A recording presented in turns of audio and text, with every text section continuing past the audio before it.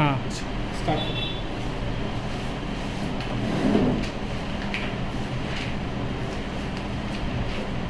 आगे का जो क्लास हुआ ना वो रिकॉर्डेड है, ठीक है, देख लेना। हाँ आज मैं लिंक भेज दूंगा, देख लेना। आज का क्लास में शायद थोड़ा सा कम समझ में आए।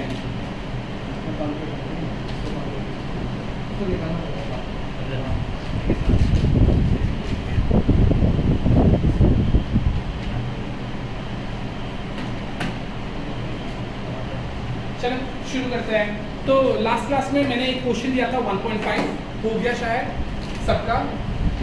1.5 1.5 टेक्स्ट क्वेश्चन मुझे सब याद रहता है, होमवर्क एक दिया था, वहाँ पे molarity, molarity and mole fraction तीनों का क्वेश्चन है। हो गया, आगे चले। ट्राई किया था नहीं हुआ, वैसा बोलो। तुमने भी ट्राई किया था नहीं हुआ, आंसर मैच हुआ नहीं हुआ, तो बोलो तुम लोगों का आंसर मैच हुआ। अच्छा ठीक है, कोई बात नहीं, करके देते हैं।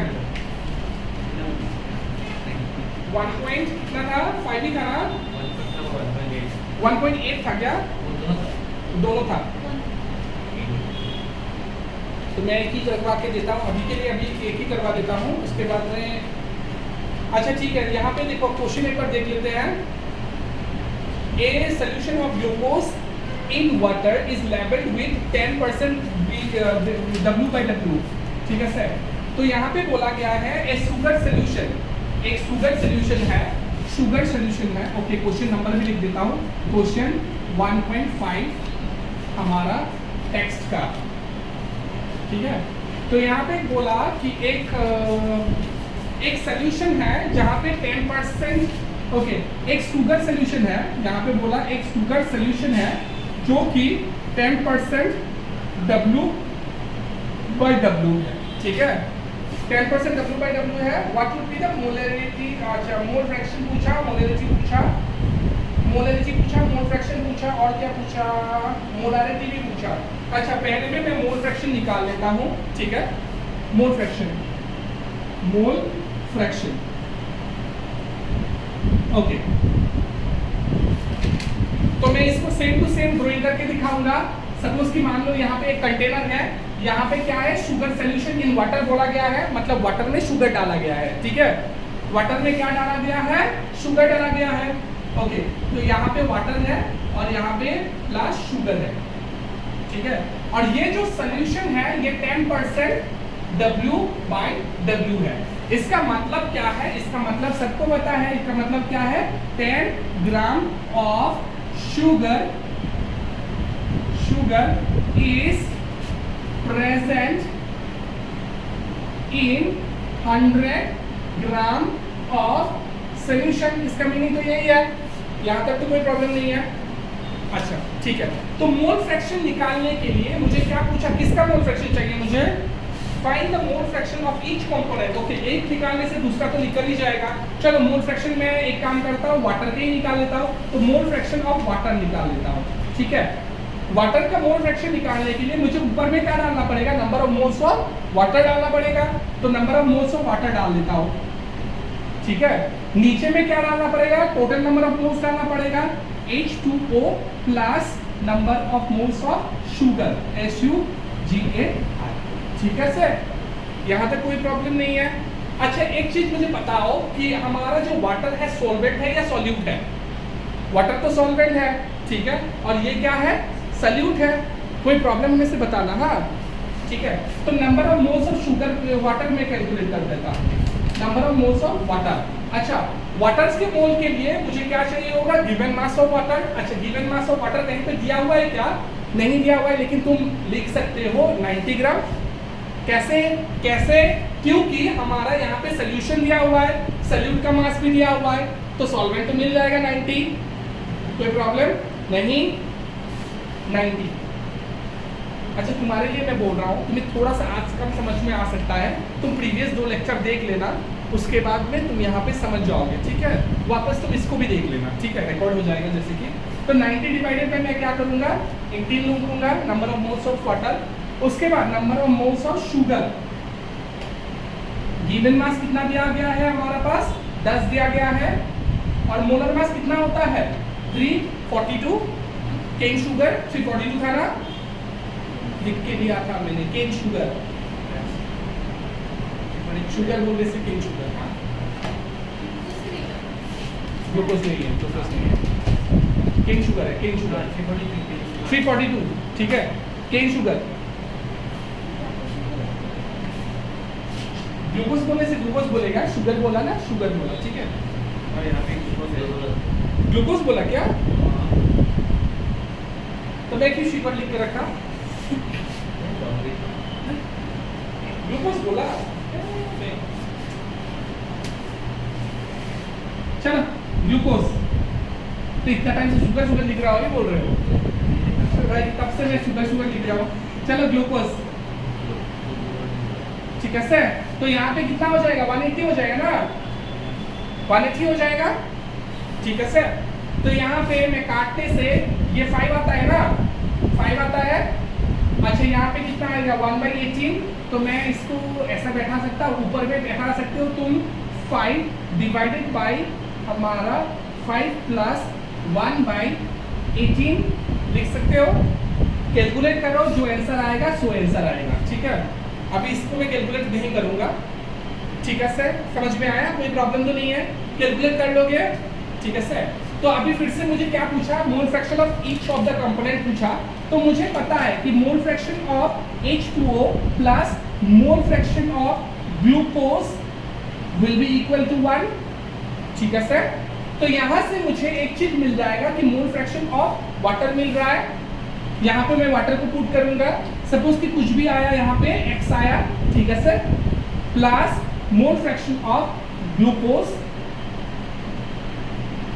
इज इक्वल टू 1, है कि नहीं। तो ग्लूकोज यहाँ से मिल जाएगा ना, जो भी यहाँ से आंसर आएगा उसको यहाँ पे पुट करोगे, 1 से माइनस करोगे तो मोल फ्रैक्शन ऑफ ग्लूकोज आ जाएगा। कोई प्रॉब्लम, पक्का लिख लो, लिखने से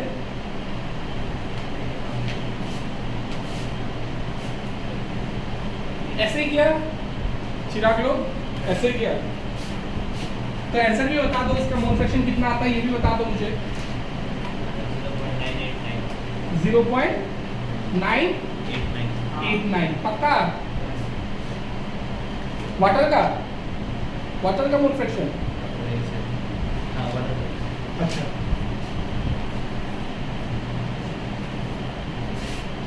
और ग्लूकोज का कितना आता है बता, ग्लूकोज का कितना आता है पता, तो क्या मोल फ्रैक्शन, हाँ मोल फ्रैक्शन, मैं एक का ही कैलकुलेट किया। अच्छा 1 से माइनस कर दो, हाँ 0.989 कितना आएगा ये, 0.01 कुछ ऐसा ही आएगा, ठीक है सर, हाँ 0.01 ही आएगा, ऐसा कुछ आएगा, 0.11 आएगा शायद, 0.11, ठीक है सर। तो ये हो गया हमारा मोल फ्रैक्शन।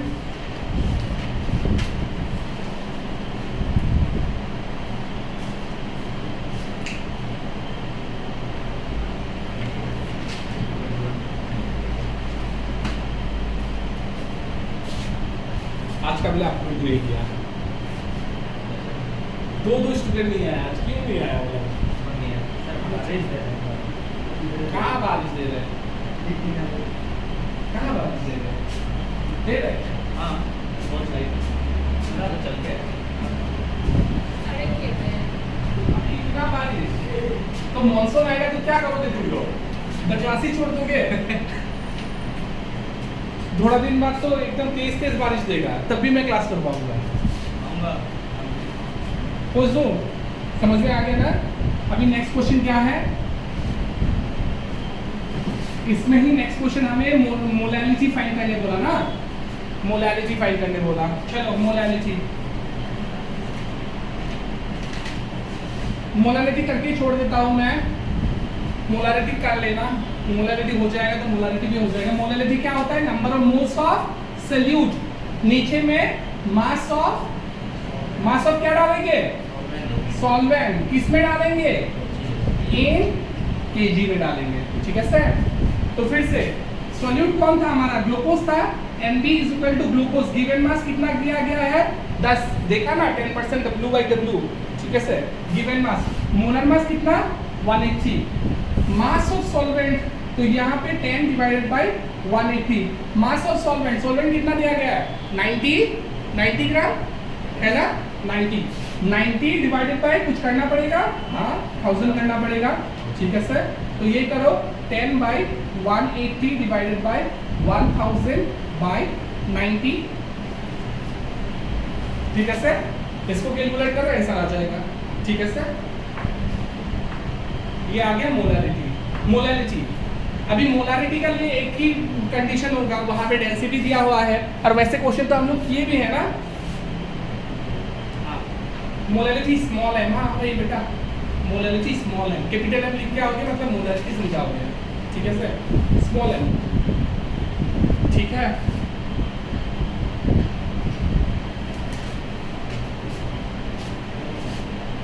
वन 1.8 में भी प्रॉब्लम है क्या, प्रॉब्लम है, कर दो मोलारिटी पार्ट कर लोगे इसका, ना करना पड़ेगा, तुम लोग बताओ मोलारिटी पार्ट कर लोगे इसका। मोलारिटी में कुछ प्रॉब्लम नहीं है, देखो मोलारिटी में क्या करना है, ओके हो गया, ये वाला लिख लिया, मोलारिटी वाला कर लो और कैलकुलेशन करके रखना, हाँ ऐसे छोड़ मत देना। मोलारिटी का फॉर्मूला क्या होता है हमारा, number of moles of solute, देखो मोलारिटी का क्या होता है, molarity number of moles of solute divided by mass, नहीं यहाँ पे क्या देंगे, वॉल्यूम ऑफ सॉल्यूशन देंगे, इन लीटर देंगे, ठीक है कि नहीं, यही तो देंगे, ठीक है सर। तो ये तो number of moles of solute तो अभी भी सेम ही आएगा, 10 divided by 180, volume of solution in litre, solution का वॉल्यूम, देखो वॉल्यूम तो डायरेक्ट नहीं निकाल सकते, सबसे पहले मास निकालना होगा। देखो मास ऑफ सॉल्यूशन कितना था हमारा 100 था ना 100, ओके मास कितना था हमारा 100 ग्राम था, लेकिन हमें क्या चाहिए, वॉल्यूम चाहिए, ठीक है सर। तो वॉल्यूम निकालने के लिए हम लोग डेंसिटी का मदद लेंगे, डेंसिटी दिया हुआ है, density is equal to mass by volume, density कितना दिया गया है 1.2, मास हमारा 100 और वॉल्यूम हमें नहीं पता, ठीक है सर। तो यहाँ से हमारा volume will be 100 divided by 1.2, ठीक है सर, ठीक है ना, समझ में आ रहा है, कोई प्रॉब्लम तो नहीं है।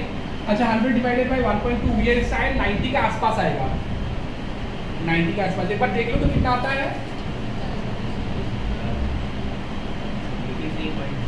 83 पक्का, अच्छा ठीक है सर, 94 कैलकुलेट कर ले भाई, बेटा कैलकुलेट कर ले, कैलकुलेटर है ना, कैलकुलेट कर ले, 1.8 ना 1.5 सर अभी और ये 1.5 है, कैलकुलेट कर ले भाई, कैलकुलेट कर ले, 83.33 कुछ ऐसे ही ना, ओके ठीक है, चलो मैं मान लेता हूँ 83 मान लेता हूँ, ठीक है, ठीक है सर। लेकिन ये जो वॉल्यूम आएगा ये किस में आएगा, और ये वॉल्यूम किस में आएगा, ml में आएगा, हाँ लीटर में नहीं आएगा, क्योंकि हमारा जो डेंसिटी दिया हुआ है वो ग्राम पर ml में दिया हुआ है, ठीक है सर।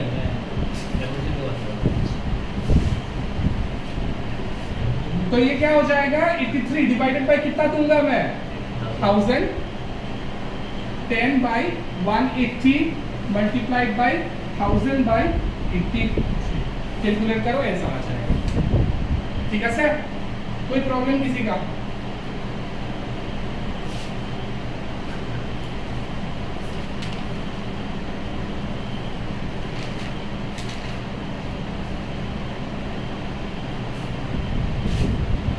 किसी का कोई प्रॉब्लम नहीं है ना, ये 100 कहाँ से आया ये तो पता चल गया, W/W दिया था। फिर से अभी next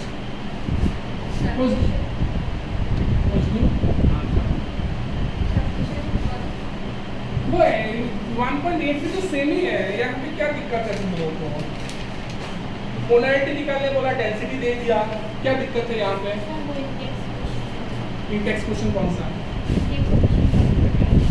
1 point sir. Calculate the molality ये नहीं किया, ये भी नहीं किया, नहीं हुआ। ठीक है, ये भी सेम है। क्या 1.8 करना पड़ेगा क्या? देख लो एक बार 1.8 को देख लो और देख लो 1.8 को देख लो, अच्छे से देख लो। अगर करना पड़ेगा तो कर दूंगा, नहीं तो नहीं दूंगा। और क्या, नेक्स्ट टॉपिक में चलता हूँ।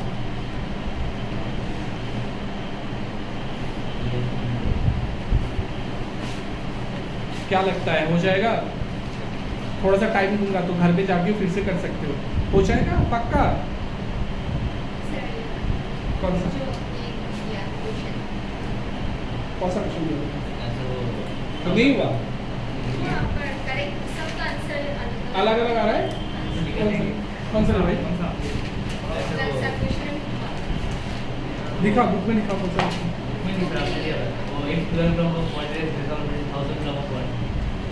मैंने किया था।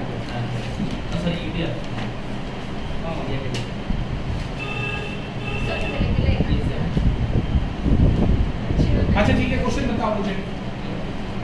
If 12 gram of urea dissolved in 1000 gram of water, find molarity of solution. Density of solution is 1.2 gram per mole.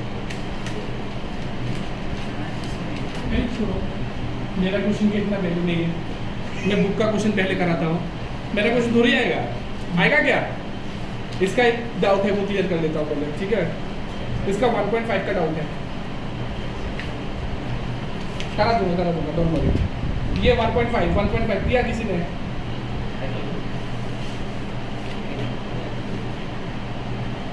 Potassium hydrate का मास कितना दिया तुमने? 120 का कुछ ऐसा होगा शायद।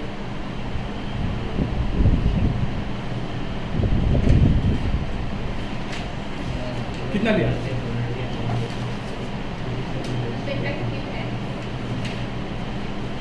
नहीं दिया।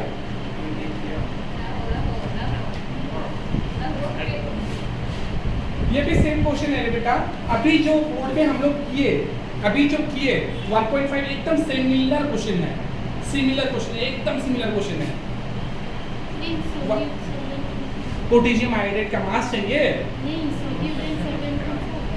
अच्छा, यहाँ पे सॉल्यूट एंड सॉल्वेंट कौन सा होगा? अच्छा, मोल फ्रैक्शन ऑफ के in the density calculate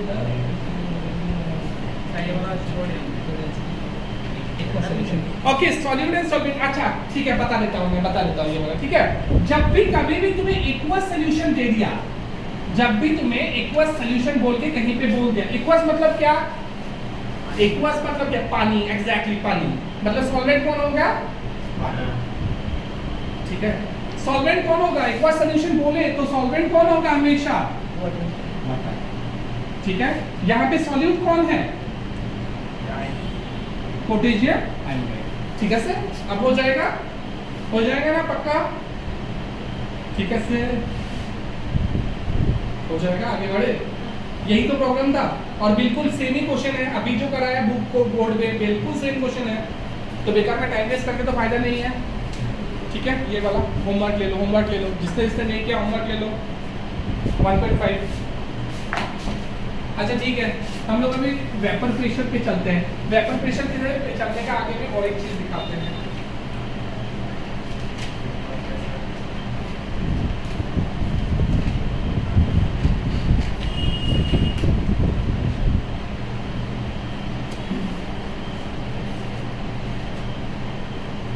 topic लिखो, एसिडिटी एंड बेसिसिटी।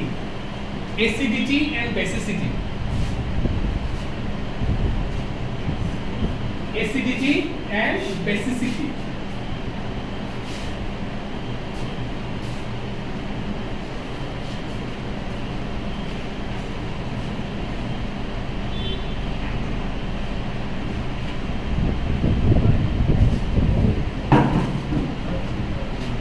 ठीक है,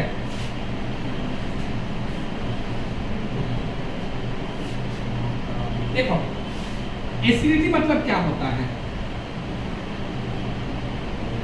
एंड बेसिसिटी मतलब क्या होता है।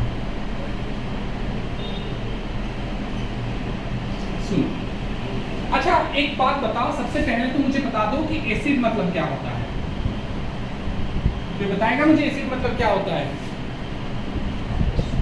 अच्छा ठीक है, मैं बताता हूँ एसिड मतलब क्या होता है। देखो एसिड मतलब क्या होता है, एसिड का टोटल कुल मिला के 3 डेफिनेशन है, ठीक है।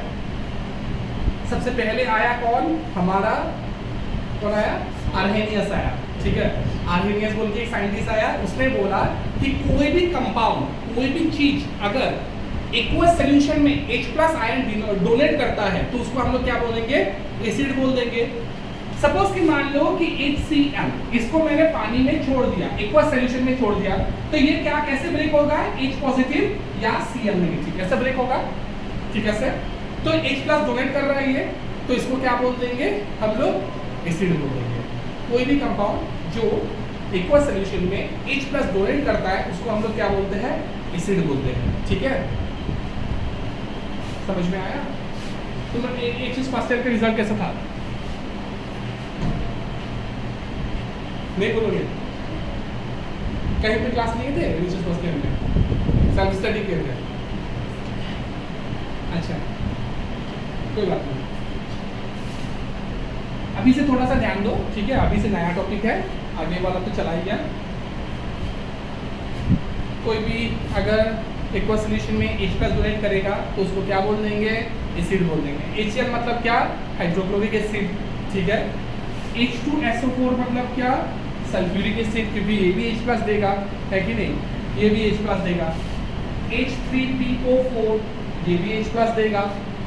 H3PO2 ये भी H+ देगा, ये सारा H+ देगा, इसीलिए इन लोगों को एसिड्स बोलते हैं, ठीक है।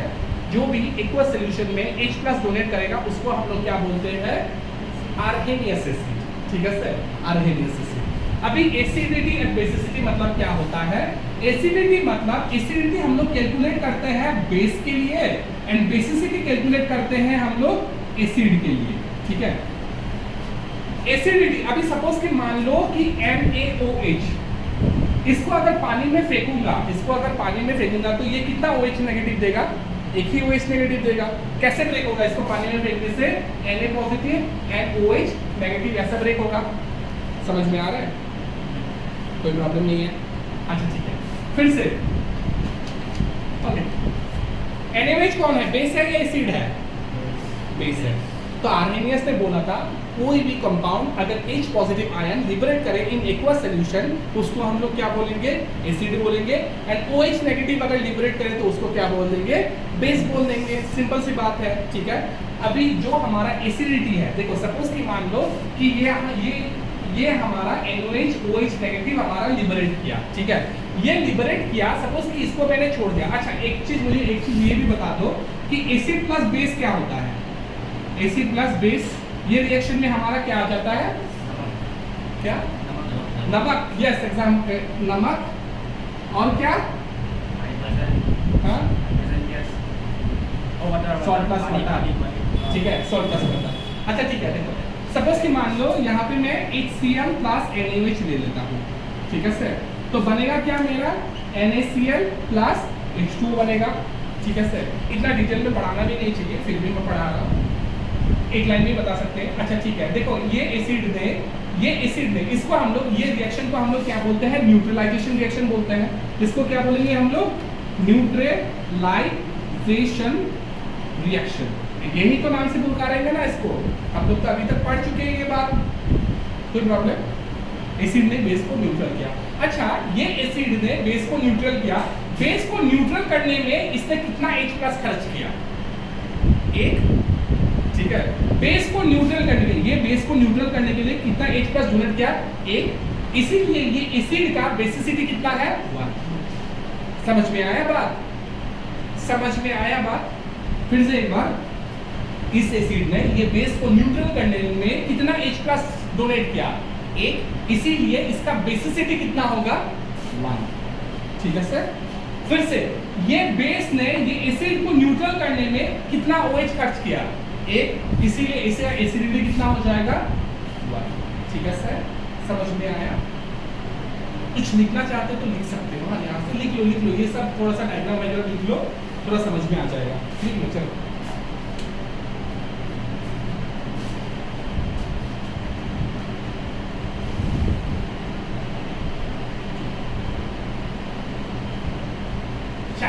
नहीं, फिर भी एग्जाम में जब पूछ लेगा तो तुरंत याद आ जाएगा, मतलब इससे इसको देखने क्या करते हैं।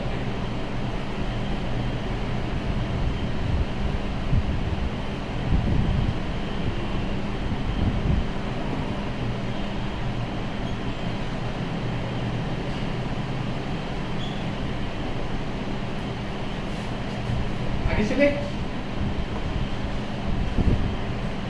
अच्छा,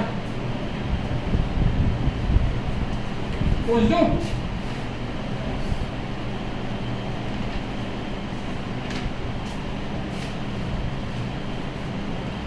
एक बार मोबाइल दो, एक चीज नेट में देखना है। क्रोम खोल के दो। क्रोम यहाँ से हो जाता है कितना, इतना नेट कम है तेरा।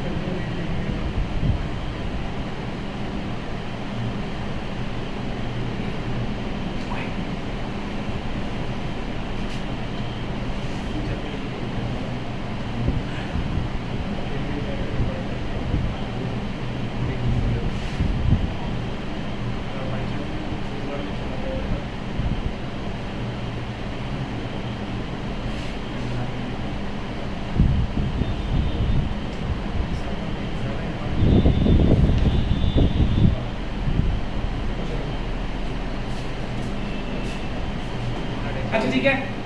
हाँ? कुछ हुआ क्या? पैसा आया? अरे यार चला जाएगा। ओह यस, तुम्हारा पेन। अच्छा ठीक है, देखो। अच्छा मुझे बताओ कि ये H2SO4 इसका मुझे बेसिसिटी बता दो तो। इसका बेसिसिटी बता दो तो मुझे H2SO4 का कितना? 2। अच्छा ठीक है, ठीक है, बेसिसिटी 2 है क्योंकि तुम्हें 2H+ दिख गया। ठीक है, अभी मैं दूंगा H3PO4 जिसका नाम है फॉस्फोरिक एसिड, फॉस्फोरिक एसिड। इसका साथ में नाम भी लिख लो, फॉस्फोरिक एसिड। अभी इसका एसिडिटी बताओ, बताओ कितना एसिडिटी नहीं, इसका बेसिसिटी। बेसिसिटी कितना हो जाएगा इसका? 3। अच्छा ठीक है, नेक्स्ट H3PO3 फॉस्फोरस एसिड। बताओ इसका बेसिसिटी कितना होगा? इसका कितना होगा बताओ, कितना होगा? 3। और ये 3 नहीं, इसका 2 होता है। मैं बताऊंगा। अभी तुम लोग देखो, तुम लोग ने H+ दिया, देखा और तुम लोग ने जज कर डाला। एक्चुअली ऐसा नहीं होता है, ठीक है। मैक्सिमम के लिए ऐसा हो जाता है, लेकिन कुछ एक्सेप्शन है, वही एक्सेप्शन हमें पढ़ना है। जैसे कि H3PO2 hypophosphorous acid, hypophosphorous acid basicity कितना होता है? बेसिसिटी कितना होता है इसका? 1 होता है। ठीक है, अभी देख लो क्यों 1 होता है। लिख लो, पहले लिख लो तो लिख लो। ये तीनों पिछले सेवा में पूछा गया है, हाँ। एसिड फैक्टर बोल के पूछा जाता है, एसिड फैक्टर, बेस फैक्टर ऐसा बोल के पूछा जाता है। ओके, इसका और एक नाम है एसिडिटी एंड बेसिसिटी का और एक नाम है जिसको हम लोग एन फैक्टर बोल के बोलते हैं। ठीक है, एन फैक्टर बोलते हैं इसका।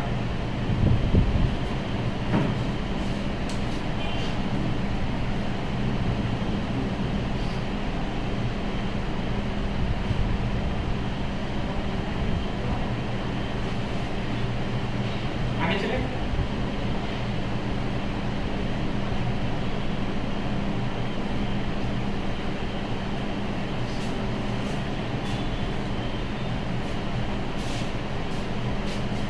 पूछ दो। देखो एक्चुअल पे क्या होता है, सपोज कि मैं H2SO4 का स्ट्रक्चर ड्राइंग करके दिखाता हूँ।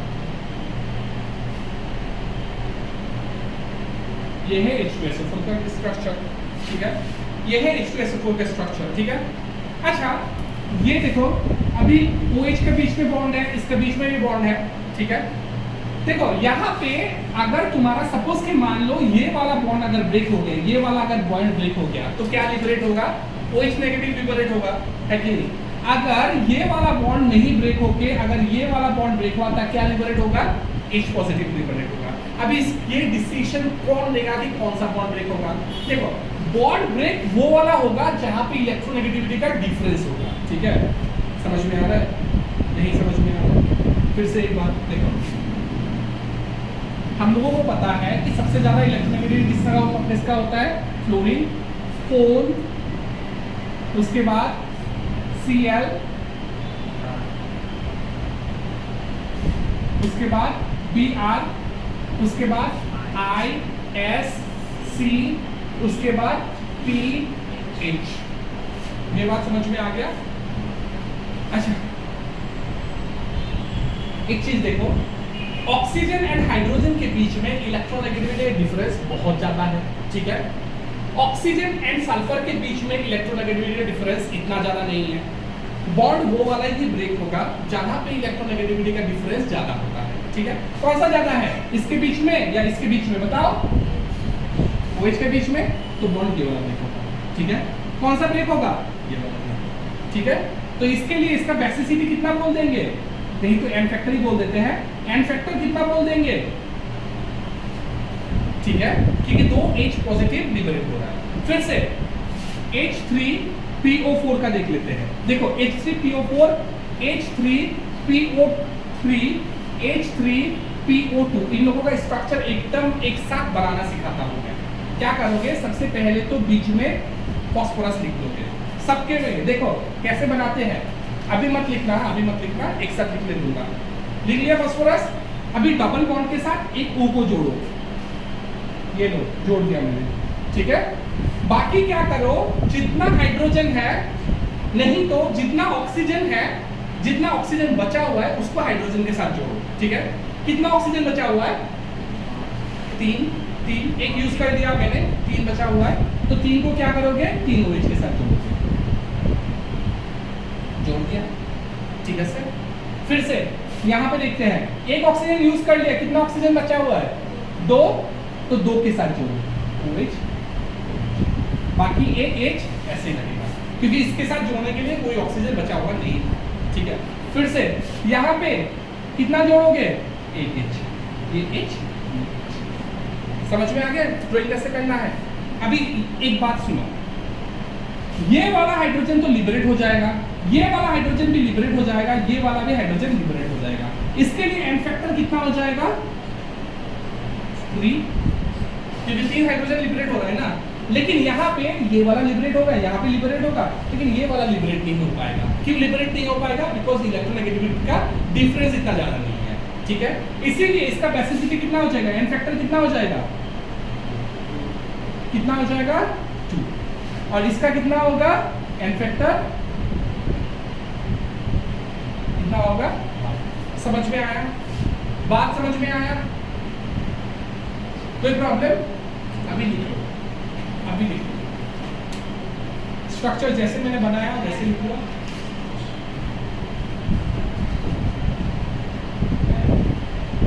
कल 2:30, हाँ कल 2:30, ठीक है। परसों की क्लास है, परसों की क्लास है। मे बी मैं ट्यूसडे को क्लास ला ले पाऊँ, ठीक है, इसीलिए कल परसों को।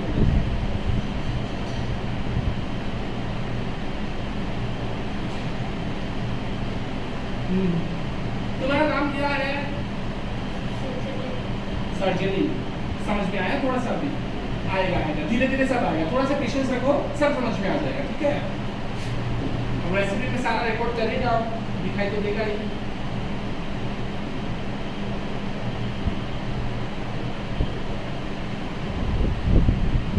स्ट्रक्चर्स मेरे से देखकर मत लिखो, जैसे मैंने सिखाया वैसे ही लिखो, हाँ वैसे कोई तो याद रख जाएगा।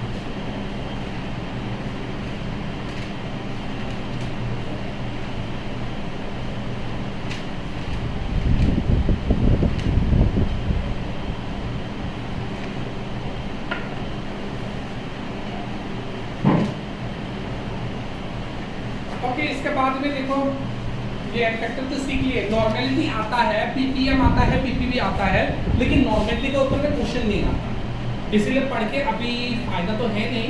पीपीएम के ऊपर में क्वेश्चन आता है कभी कभी, वो भी बहुत कम, इसीलिए हम लोग नेक्स्ट टॉपिक पे जाते हैं।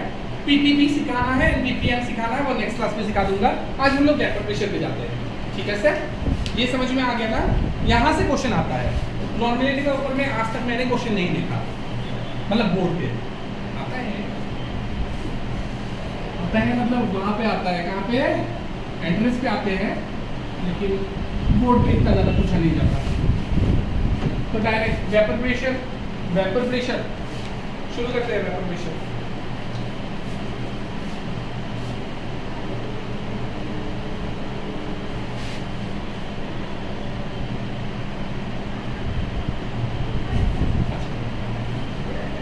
शुरू करें।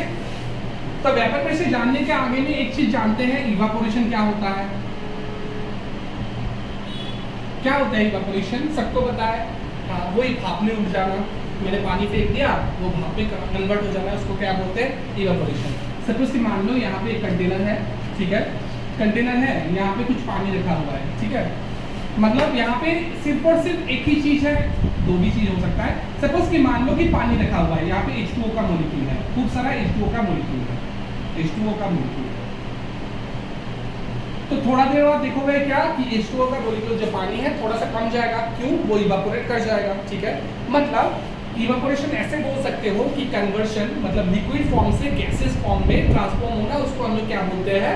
इवापोरेशन बोलते हैं। ये तो तुम्हें पता है ना? डेफिनेशन लिखोगे? नहीं लिखने से भी चलेगा, लेकिन पता तो है ना? मतलब हमारा लिक्विड फेज से गैसेस फेज में कन्वर्ट होने को हम लोग क्या बोलते हैं? इवापोरेशन बोलते हैं, ठीक है? लेकिन एक बात याद रखना कि evaporation is a surface phenomena. Surface phenomena मतलब क्या? सपोज कि मान लो कि यहाँ पे H2O नीचे में भी तो है, लेकिन नीचे का H2O जो है ये इवापोरेट नहीं करेगा। पहले में कौन इवापोरेट करेगा? ऊपर का मॉलिक्यूल्स, ठीक है? मतलब सपोज कि मान लो कि ये फर्स्ट लेयर है, ये सेकंड लेयर है, ये थर्ड लेयर है, ये फोर्थ लेयर है, तो हमारा सबसे पहले कौन सा इवापोरेट करेंगे? फर्स्ट लेयर वाला। तो इसके लिए हम लोग बोलते हैं evaporation is a surface phenomena, ठीक है सर? ये बात लिख सकते हो, मुझे बताइए, ये बात नहीं पता है। Evaporation is a surface phenomena. Evaporation is a surface phenomena, ठीक है?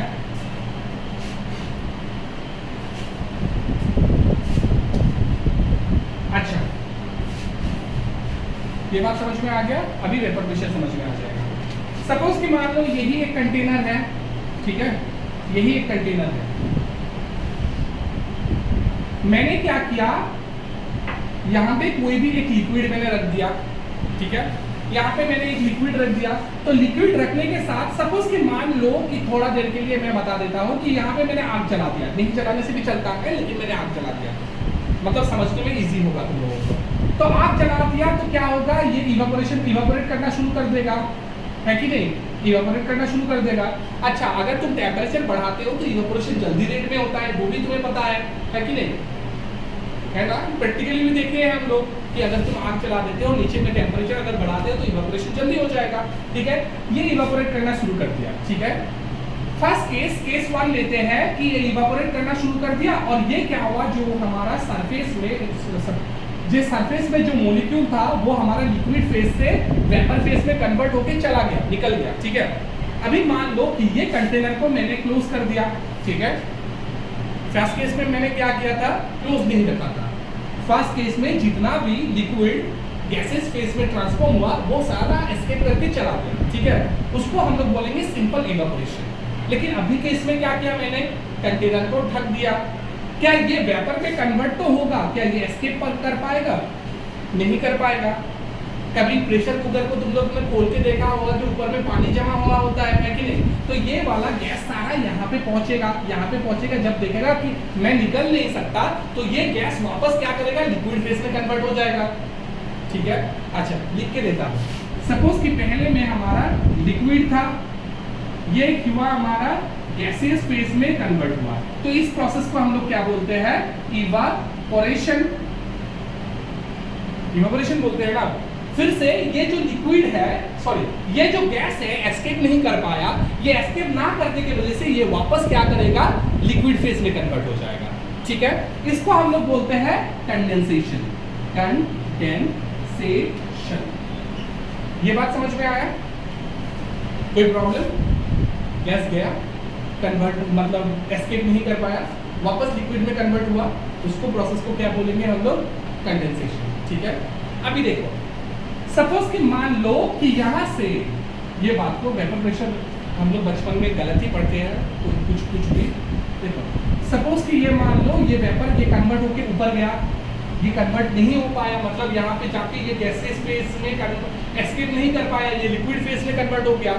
तो थोड़ा देर बाद क्या होगा कि यहाँ से जितना इवापोरेट कर रहा है, मतलब जितना इवापोरेट कर रहा है उतना ही कंडेंस करना शुरू कर देगा। ठीक है, और ये पूरा सिस्टम जो है एक इक्विलिब्रियम में फेज में चला जाएगा। इक्विलिब्रियम फेज में मतलब जितना इवापोरेट कर रहा है उतना ही कंडेंसेशन हो रहा है, मतलब जितना इवापोरेशन हो रहा है उतना ही कंडेंसेशन हो रहा है। ठीक है, फिर से इतना बात समझ में आया? पक्का ना? फिर से बोलो, आ गया ना? आ गया, गैस गया, एस्केप नहीं कर पाया, वो वापस लिक्विड गैस में कन्वर्ट हो गया।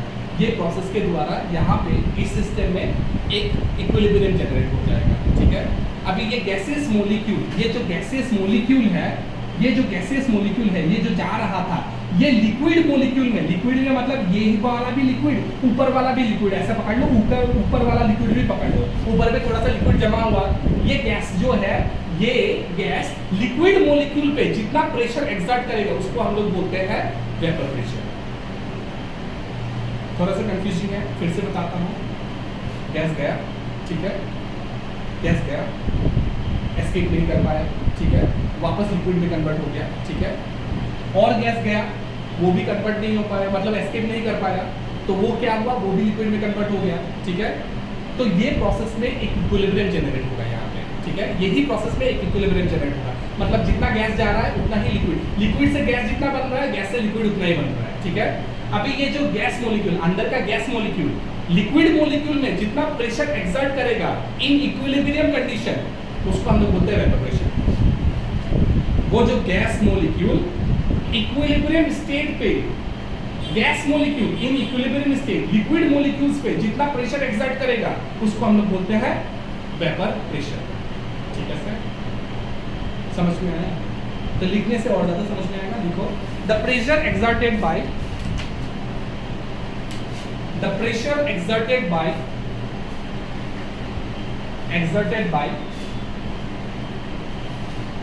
gaseous molecule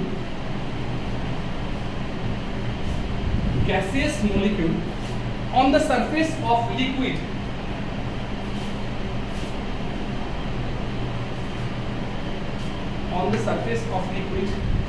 in a closed container in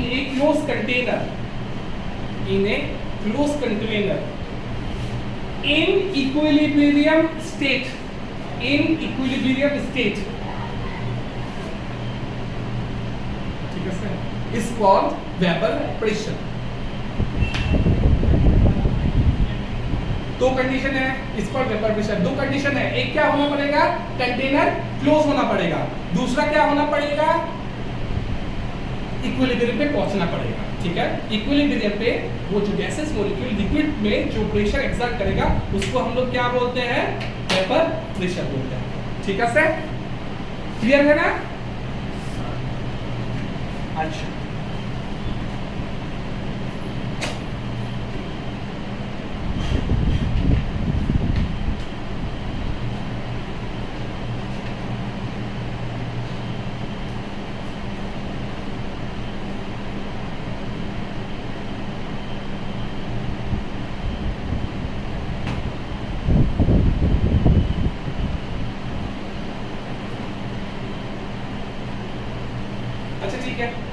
कुछ बात और बता देता हूँ।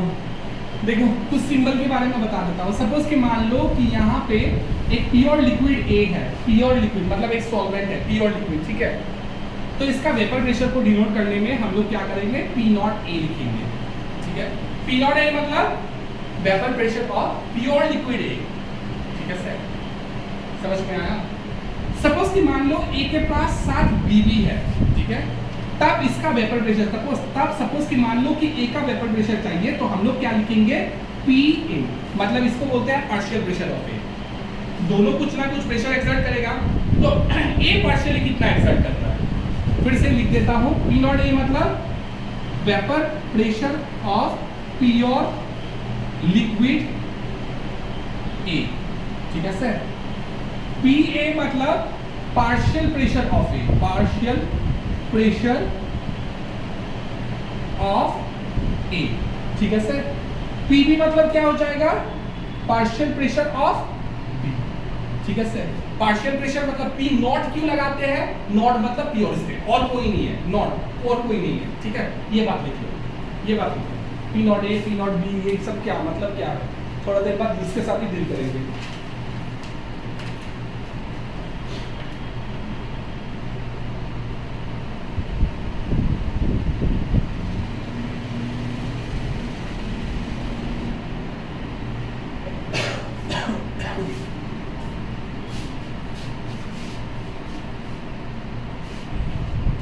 ये कंटेनर भी बना लेना, हाँ एक बार खाली कंटेनर बनाना, सिर्फ ए डालना, ए डालना, ए डालना, उसको पी नॉट ए बता देना, ठीक है। ए बी डालना, उसके बाद पी ए पी बी बता देना, ठीक है, तो याद रहेगा। सर वो पीबी है क्या? ये यस पी बी है, पी बी है, यस पी बी है, पी बी है।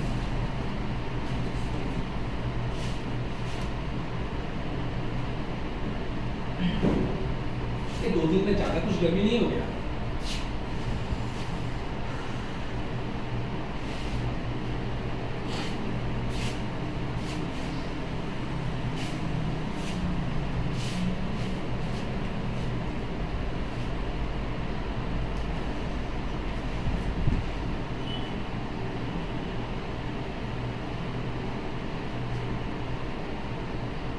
पोस्ट दो।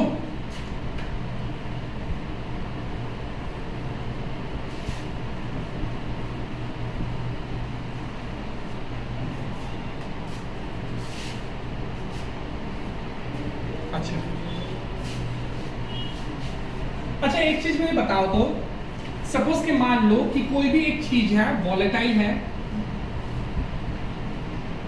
कोई भी एक चीज है वॉलेटाइल है, ठीक है। वॉलेटाइल मतलब समझ में आता है, वॉलेटाइल मतलब जो भाप पे कन्वर्ट होगा, सिंपल सी बात है, वॉलेटाइल मतलब भाप पे कन्वर्ट होगा, ठीक है।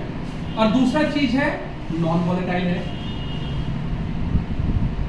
अच्छा बताओ इसका वेपर प्रेशर होगा कि नहीं, वॉलेटाइल चीज का, नॉन वॉलेटाइल का, सोच के बताओ, नॉन वॉलेटाइल का वेपर प्रेशर होगा कि नहीं।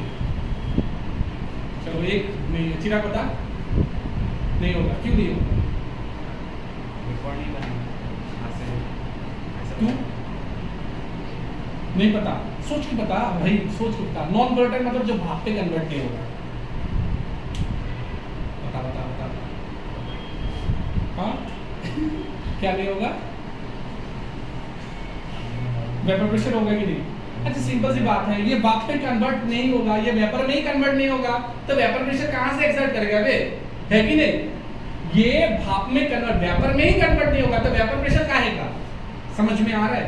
तो कोई भी सब्सटेंस दो तरह का हो सकता है।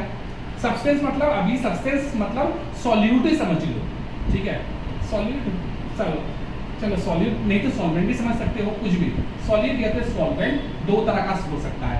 एक तो हो सकता है वॉलेटाइल और दूसरा क्या हो सकता है, नॉन वॉलेटाइल।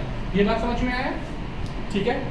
वॉलेटाइल का वेपर प्रेशर कुछ होगा नहीं होगा, और sorry is equal to, naught is equal to zero, sorry volatile का naught is equal to zero, non volatile का vapour pressure is equal to zero, ठीक है सर।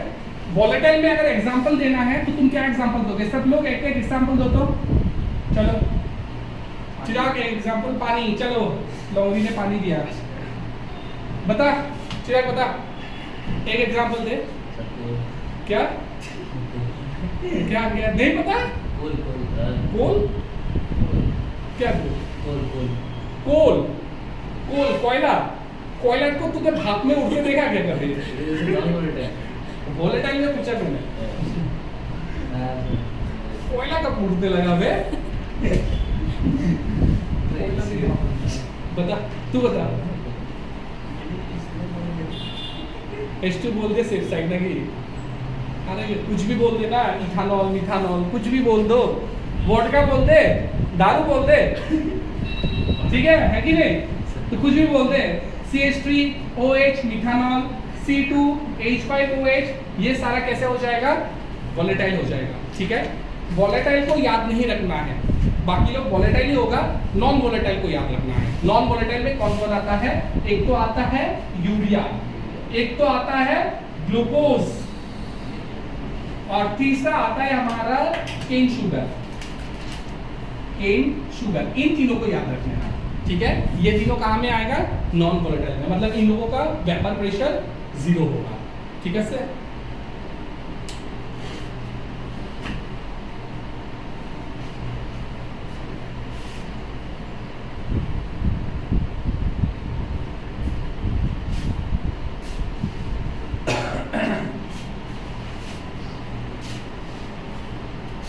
नहीं पता वाले कौन बोल क्या क्या बोल रहा है।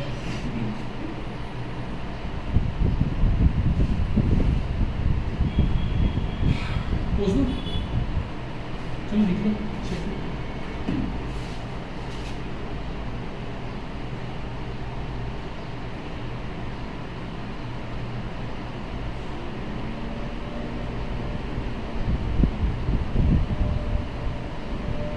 दो क्लास करके जाने के बाद में कंटिन्यूसली कुछ करने का मन नहीं करता। 1 घंटा तो कुछ करने का मन नहीं करता।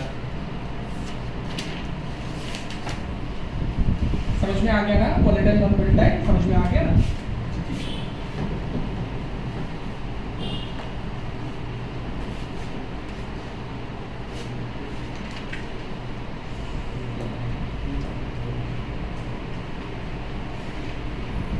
एक नोट मार के एक पॉइंट लिखो तो, vapour pressure depends on temperature. Vapour pressure, note मार के पॉइंट नंबर 1 लिखो, vapour pressure depends upon temperature. With the increase of temperature, evaporation increases. With the increase of temperature, evaporation increases, and the vapor pressure also increases. ये है हमारा temperature and vapour pressure का graph. इधर का temperature बढ़ रहा है और इधर में हमारा वेपर प्रेशर बढ़ रहा है। ये वाला ग्राफ भी लिख लो, कभी कभी ग्राफ भी पूछ देगा।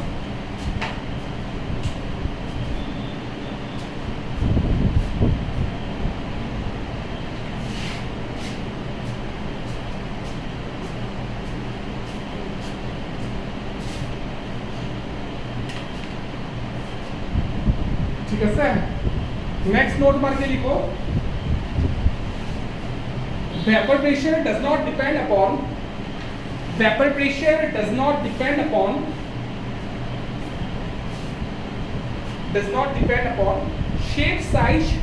shape and size of the container. Vapor pressure does not depend upon shape and size of the container. मतलब सपोज कि मान लो कि कंटेनर हमारा ऐसा शेप का हो गया, वी शेप का हो गया, या तो स्क्वायर हो गया, रेक्टेंगल हो गया, कुछ भी हो गया, ठीक है? क्या वेपर प्रेशर अलग अलग आएगा? क्या नहीं आएगा, ठीक है? वेपर प्रेशर उतना ही चले। सपोज कि एक लिक्विड के लिए, सपोज कि मान लो वाटर के लिए वेपर प्रेशर जितना है प्योर स्टेट में उतना ही रहेगा।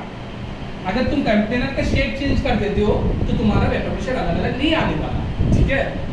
अच्छा, नेक्स्ट पॉइंट लिखो, vapour pressure depends upon nature of the vapor pressure depends upon nature of the substances. Nature of the substance, nature of the substance, ठीक है? nature of the substance इसका meaning मैं समझा देता हूँ। सपोज कि मान लो, nature of the substance का मीनिंग समझो। सपोज कि मान लो कि मैंने वाटर ले लिया और दूसरी बात में मैंने इथानॉल ले लिया, क्या दोनों का वेपर प्रेशर सेम आएगा? क्या नहीं, मतलब सबसे जैसे तुम चेंज कर रहे हो तो वेपर प्रेशर भी चेंज हो रहा है कि नहीं। और कुछ आएगा ये तीनों में। अभी टॉपिक मारो vapour pressure of solution, vapour pressure of solution, vapour pressure of solution containing vapor pressure of solution containing two volatile liquid, vapor pressure of solution containing two volatile liquid।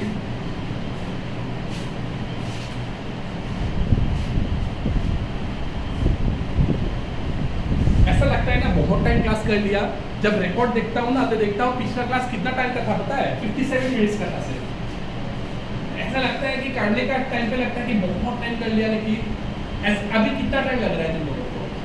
अभी देखकर बता रहे हैं कितना 1 घंटा हो गया, 46 मिनट्स हुआ, 56 देखो इतना टाइम करने के बाद भी 56 मिनट्स। ये एक्चुअली यही बात है ना, हम लोग तो रेस्ट नहीं लेते हैं ना, कंटिन्यूसली पढ़ते हैं। तो वो vapour pressure of solution containing two volatile liquid, मतलब एक सॉल्यूशन होगा जहां पे तुम्हारा सल्यूट एंड सॉल्वेंट दोनों कैसा टाइप का होगा, हमारा वोलेटाइल होगा।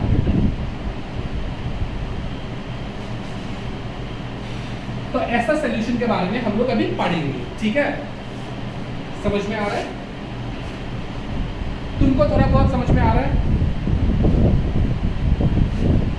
थोड़ा सा तो दिक्कत होने वाला है, मुझे भी समझ में आता है, क्योंकि फर्स्ट क्लास से ज्वाइन करते तो बहुत अच्छा होता, बेसिक से पढ़ाया हम लोग ने। फर्स्ट क्लास हम लोग रिकॉर्ड भी नहीं किया ना, फर्स्ट क्लास रिकॉर्ड नहीं होता है।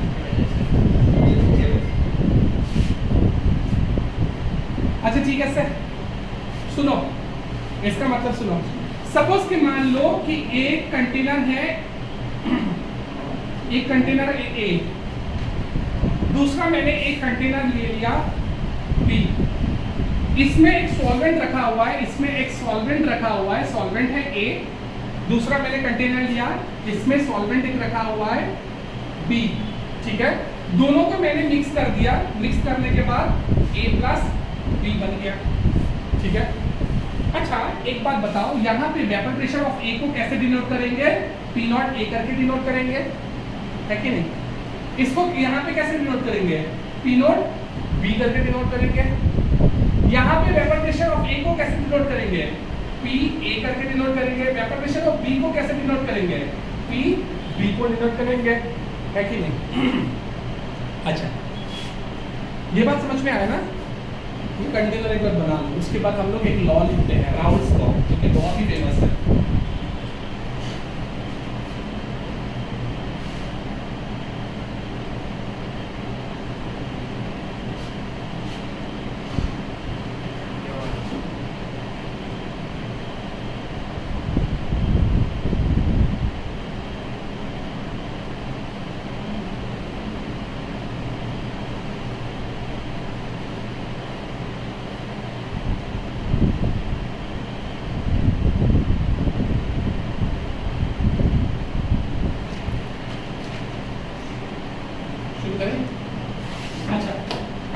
एक बात मैं कंफ्यूज करने वाला हूँ। हाँ सपोज कि मान लो राउल्स लॉ बोलने के आगे में एक चीज मैं थोड़ा सा बता देता हूँ।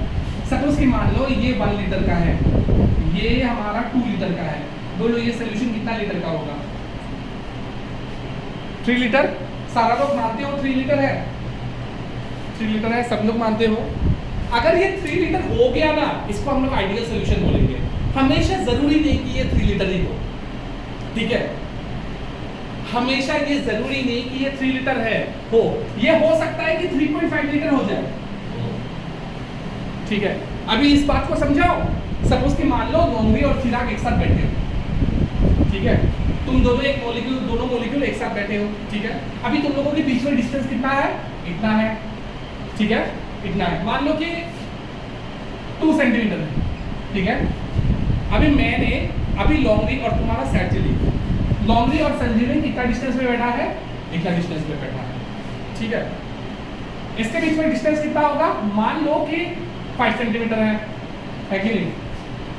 सपोज कि मान लो कि मैं अभी एक काम करता हूं, ये लॉन्ड्री है, ये चिराग है, ये हमारा सर्जरी है और ये हमारा फिर से लॉन्ड्री है। ठीक है, ठीक है।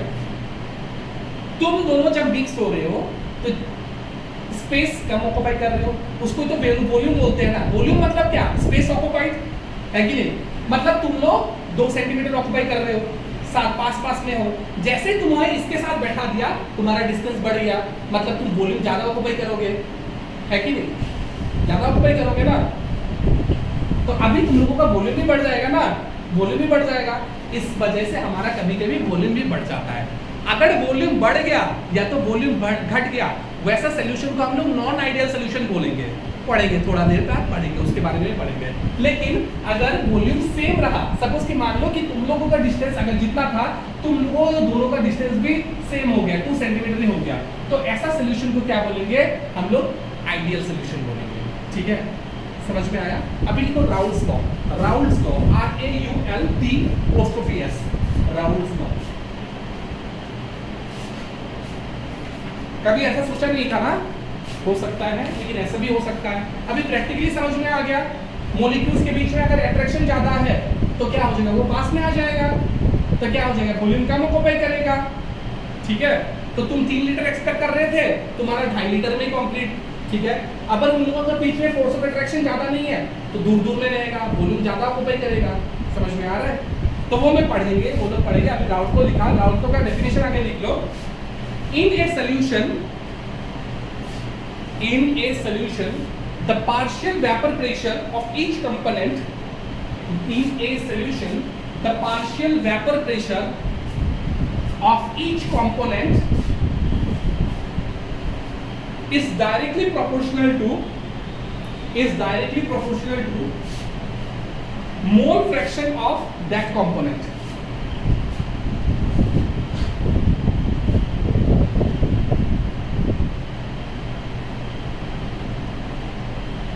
ठीक है, अभी मतलब सुनो, directly proportional to mole fraction of that component. ठीक है, अभी मतलब सुनो इसका, एग्जॉस्टेड तो नहीं हो सारे लोग? ठीक है, अच्छा देखो, सपोज कि मान लो यहाँ पे A प्लस B है।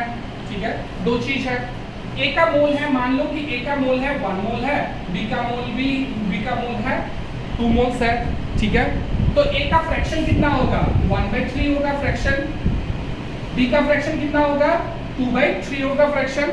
ठीक है, राउल्स ने बोला कि A का पार्शियल प्रेशर उतना ज्यादा होगा जितना उसका मोल फ्रैक्शन होगा।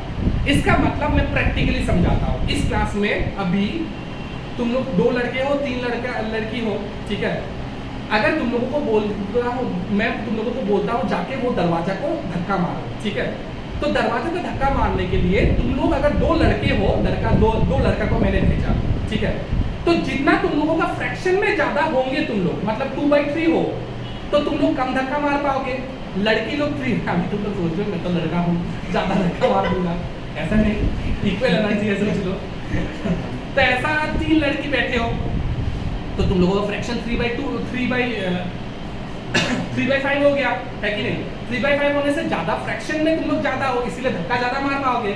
वही बात उसने बोला कि जितना ज्यादा मोल फ्रैक्शन होगा उतना ही उसका पार्शियल प्रेशर होगा। समझ में आया? जितना फ्रैक्शन मतलब वो क्वांटिटी में जितना ज्यादा होगा, वो फ्रैक्शन में बोला, क्वांटिटी में नहीं बोला। मोल फ्रैक्शन जितना होगा उसका पार्शियल प्रेशर भी उतना ही होगा। तो उसने सिंपल से ये बात बोला कि mole fraction of partial pressure of A is directly proportional to mole fraction of B। ठीक है, और क्या बोला? partial pressure of B is directly proportional to mole fraction of B। ये बात किसने बोला? राउल्स ने बोला। ये बात लिखी, ठीक है, राउल्स को का नीचे में लिख लो, राउल्स को का नीचे लिख लो, PA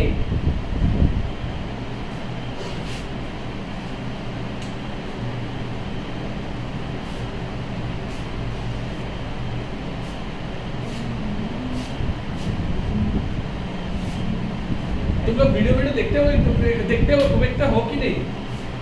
सिर्फ व्यू 1-2 आ रहे हैं। कम से कम ना देखने से भी एक चला ना भाई, 5 भी तो आएगा। मुझे भी मोटिवेट मोटिवेट करो भाई वीडियो बनाने के लिए। नहीं मैं किसी के लिए नहीं बना रहा हूँ, तुम लोगों के लिए बना रहा हूँ, क्योंकि एवरी ईयर मैं देखता हूँ लास्ट तक स्टूडेंट भूल जाते हैं। आज ये क्लास अगर 6 महीने बाद में पूछूँ तो भूल तो जाओगे, लेकिन रिकॉर्ड रहेगा तो काट के तो देख सकते हो ना, 2 स्पीड में तो देख सकते हो क्या बोला था मैंने। ठीक है सर। अच्छा ये पूछ देता हूँ, अभी ये हटाने से P A is directly proportional to zeta A, तो ये वाला प्रोपोर्शनलिटी साइन हटाने से एक कांस्टेंट घुसेगा जिसको हम लोग के बोलते हैं। ठीक है लिख लो इतना, ए का कुछ नाम था,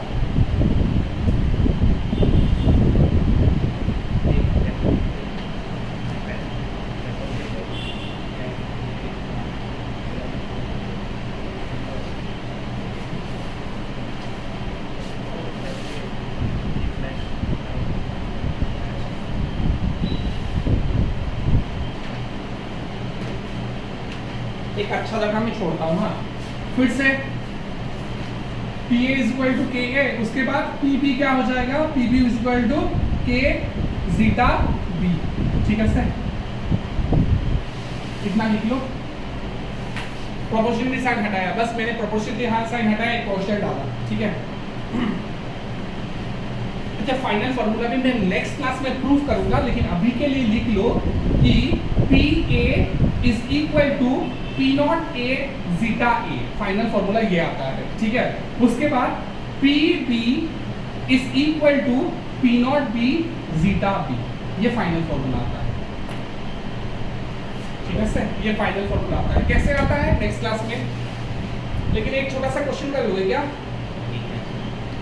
ये देर हो रहा है क्या किसी का, एक क्वेश्चन कर दो। ठीक है सर, उसके आगे और एक चीज बता देता हूँ क्वेश्चन के आगे में। ठीक है राउट्स को तो समझ में आ गया। अभी नेक्स्ट और एक साइंटिस्ट आता है, वो एक्चुअली सोल्यूशन में नहीं आता है, वो लिक्विड के बारे में कमेंट नहीं करता है, वो गैस के बारे में करता है। डैल्टन बोल के एक साइंटिस्ट आता है और वो देता है डेल्टन्स लॉ। डेल्टन्स लॉ क्या बोलता है, एक्चुअली वो गैस के लिए बोलता है। गैस के लिए बोलता है कि वो बोलता है कि एक कंटेनर में, आगे सुन लो मैं लिखा भी दूंगा, एक कंटेनर में चाहे 2 से ज्यादा, 1 से ज्यादा जितना भी गैस हो, ठीक है, उन लोगों को पार्शियल प्रेशर, अगर तुम पार्शियल प्रेशर को ऐड कर लो तो उन लोगों का टोटल प्रेशर मिल जाएगा। समझ में आ रहा है। एक सपोज कि मान लो ये एक कंटेनर है, यहाँ पे गैस ए है, वो गैस के लिए बोलता है, हाँ लिक्विड के लिए नहीं बोलता। गैस ए है, बी है, सी है, इन लोगों का पार्शियल प्रेशर को अगर जोड़ दो, ए का पार्शियल प्रेशर प्लस बी का पार्शियल प्रेशर प्लस सी का पार्शियल, तो यहाँ पे तुम्हें टोटल पार्शियल प्रेशर मिल जाएगा। ठीक है सर, वेपर किस स्टेट में मिलता है, वेपर तो गैस ही होता है, तो यहाँ पे वो भी लगा सकते हैं। ठीक है, वो कैसे लगा सकते हो, सपोज कि मान लो कि यहाँ पे इस सोल्यूशन का टोटल प्रेशर चाहिए तुम्हें, इस सोल्यूशन का टोटल प्रेशर पीटी चाहिए, तो क्या करोगे, P A plus P B कर दोगे। समझ में आया। लिखो Dalton's law. In presence of Dalton's law, in presence of 2 or more gas in container, the total pressure of the gases is the sum of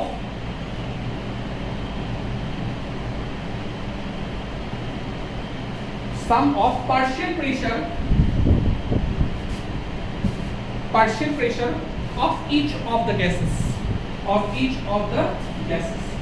ठीक है सर। अच्छा फिर से एक बार मैं यहाँ पे कंप्लीट, मैं ठीक है सम नहीं दूंगा आज के लिए, कल सम कराएंगे। ये जो है ये किसने दिया था, राउट्स ने दिया था। क्या ये राउट्स ने दिया था, ये किसने दिया, डेल्टन्स ने दिया। याद रखना, कंफ्यूज करवाएगा। ये डेल्टन ने दिया, ये राउट्स ने नहीं दिया। राउट्स ने किस क्या दिया, ये वाला दिया। ठीक है, और राउट्स को किसके लिए है, लिक्विड के लिए है। डेल्टन्स को किसके लिए है, गैस के लिए है। ठीक है, चलो हो जाएगा।